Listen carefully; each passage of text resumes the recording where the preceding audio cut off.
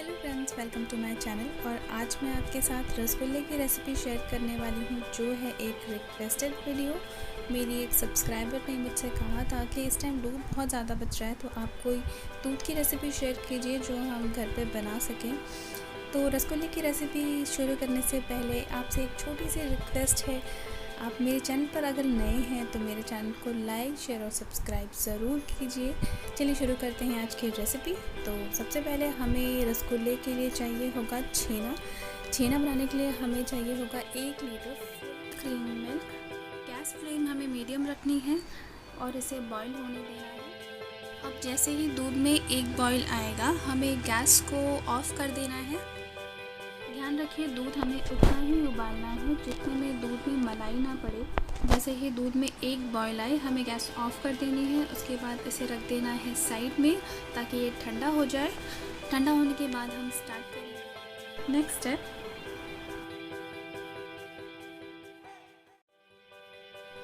चलिए चेक कर लेते हैं दूध को। और जैसा कि आप देख रहे हैं, दूध हमारा बहुत अच्छे से ठंडा हो चुका है। अब हमें इसे फाड़ना है और जिसके लिए हमें चाहिए होगा 2 बड़े चम्मच विनेगर का, या फिर आप लेमन भी यूज़ कर सकते हैं, जो भी घर में अवेलेबल हो। और विनेगर के साथ में हमें लेना है सेम अमाउंट में पानी। जितना विनेगर लेना है उतना ही हमें पानी भी लेना है और उसका एक मिक्सचर बनाना है। उसके बाद हमें इस मिक्सचर को धीरे धीरे दूध में ऐड करना है इस तरीके से। और ऐड करते हुए हमें इसे दूध को चलाते भी जाना है इस तरीके से। बिल्कुल ऐसे ही धीरे धीरे हमें ये पानी ऐड करना है। एक साथ ये पानी बिल्कुल भी नहीं डालना है, नहीं तो छेना जो है हमारा वो ख़राब हो जाएगा और रसगुल्ले अच्छे नहीं बन पाएंगे।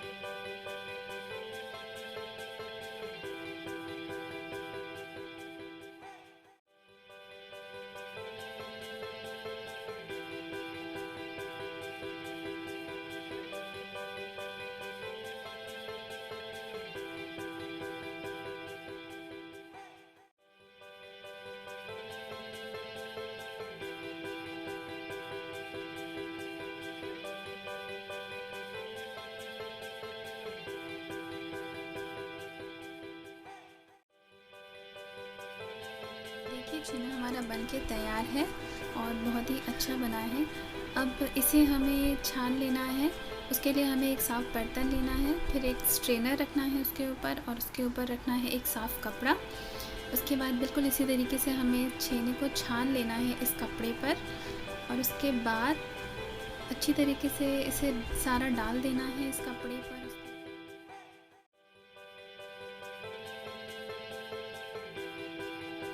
अब हम इसे साफ़ पानी से 1 से 2 बार कम से कम इसे वॉश करेंगे इस छेने को, ताकि इसमें विनेगर की जो भी खटास है, जो भी खट्टापन है, वो निकल जाए अच्छे से। इसके बाद हमें इस तरीके से पोटली बना लेनी है और इसका सारा पानी निचोड़ देना है। और अगेन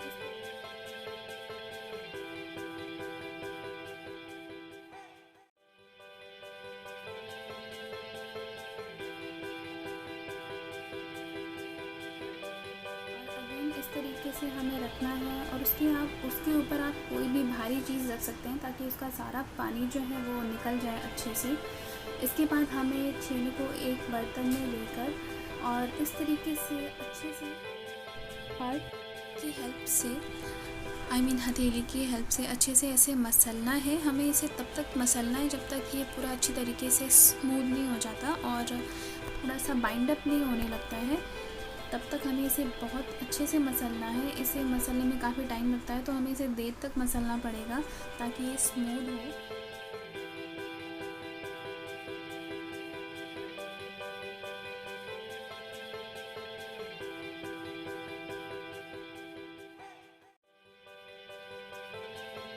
इसमें ऐड करना है 1 चम्मच बड़ी चम्मच कॉर्नफ्लोर और फिर से इसे अच्छे से मिक्स कर लेना है। उसके बाद अच्छे से एक बार फिर से हमें मसलना है धीरे धीरे से। अब हमें बनाना है इसके लिए रस। तो इसके लिए हम लेंगे करीब 2 गिलास पानी, 2 से 2.5 गिलास पानी हमें लेना है और इसे बॉईल कर लेना है। बॉईल होने के बाद हमें ले लेनी है 1 कटोरी शक्कर और इसमें ऐड कर देनी है। उसके बाद में हम थोड़ा सा दूध लेंगे, करीब 1 बड़ी चम्मच। दूध में क्लींजिंग प्रॉपर्टी होती है तो इसलिए हमें दूध डालना है ताकि हमारा ये जो शीरा है वो क्लीन हो सके अच्छे से। अब हमें इसे बॉईल होने देना है कुछ टाइम तक के लिए, करीब 5 मिनट तक हम इसे पकने देंगे।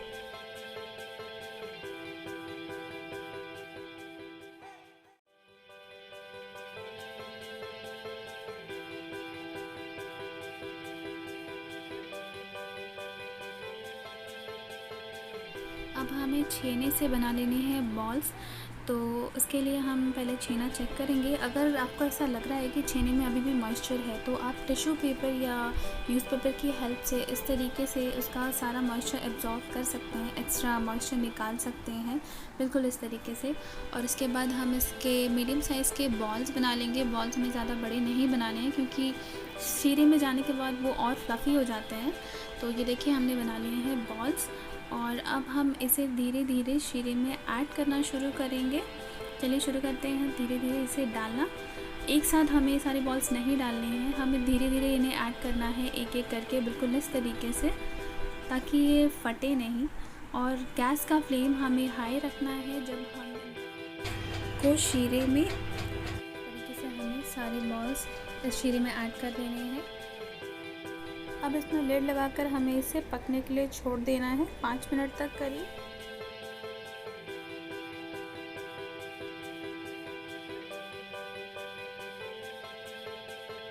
5 मिनट हो चुके हैं तो चलिए चेक कर लेते हैं कि देखिए हमारे रसगुल्ले एकदम फ्लफ़ी हो गए हैं, फूल गए हैं अच्छे से। हमें एक बार इसे फिर से ढकना है और थोड़ी और देर के लिए पकाना है। अब हम इसमें ऐड कर देंगे इलायची पाउडर। इलायची पाउडर ऐड करने के बाद मैंने इसमें ऐड किया है थोड़ा सा गुलाब जल। गुलाब जल ऑप्शनल है, आप चाहें तो ऐड कर सकते हैं और अगर आप नहीं अच्छा लगता है, आपको नहीं पसंद करते हैं तो आप स्किप कर सकते हैं ऐसे।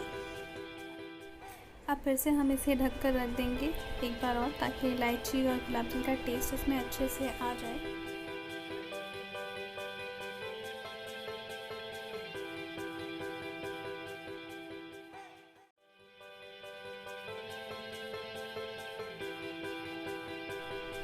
हमारे जो रसगुल्ले हैं वो अच्छे से पक चुके हैं और एकदम फ्लफ़ी हो गए हैं, बहुत ही अच्छे से बने हैं ये। अब हमें गैस को बंद कर देना है और साइड में रख देना है इसे ठंडा होने के लिए।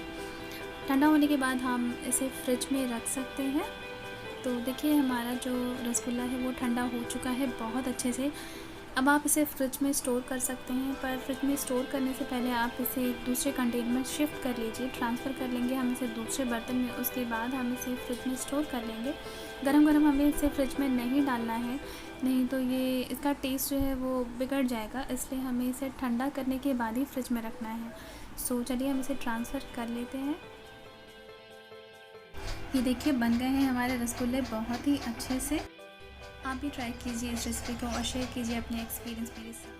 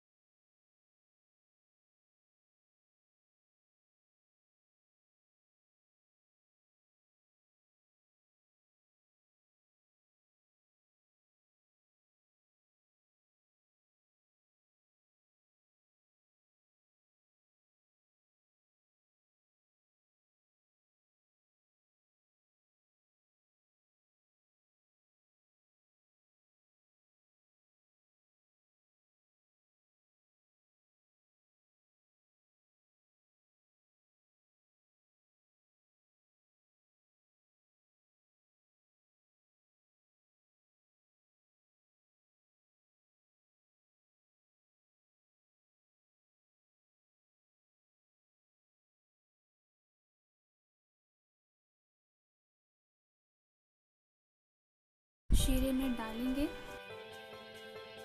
सारे बॉल्स हमने शीरे में ऐड कर लिए हैं। अब हम इसे लेड लगा कर रख देंगे 5 मिनट के लिए। और 5 मिनट के बाद देखिए हमारे रसगुल्ले जो हैं कितने फ्लफ़ी हो गए हैं। हम इसे फिर से ढक देंगे। हमें इन रसगुल्लों को शीरे में करीब 15 मिनट्स के लिए पकाना है और लिड जो है पूरी क्लोज़ नहीं करनी है। इसके बाद हमने ऐड कर ली है इसमें इलायची पाउडर और इसके बाद हम थोड़ी देर से फिर से ढक देंगे और फिर हम इसमें ऐड करेंगे गुलाब जल और फिर से इसके लिड लगा देनी है हमें और इसे 15 मिनट तक पकने देना है। और फिर से हम एक बार इसे चेक कर रहे हैं तो देखिए हमारे जो गुलाब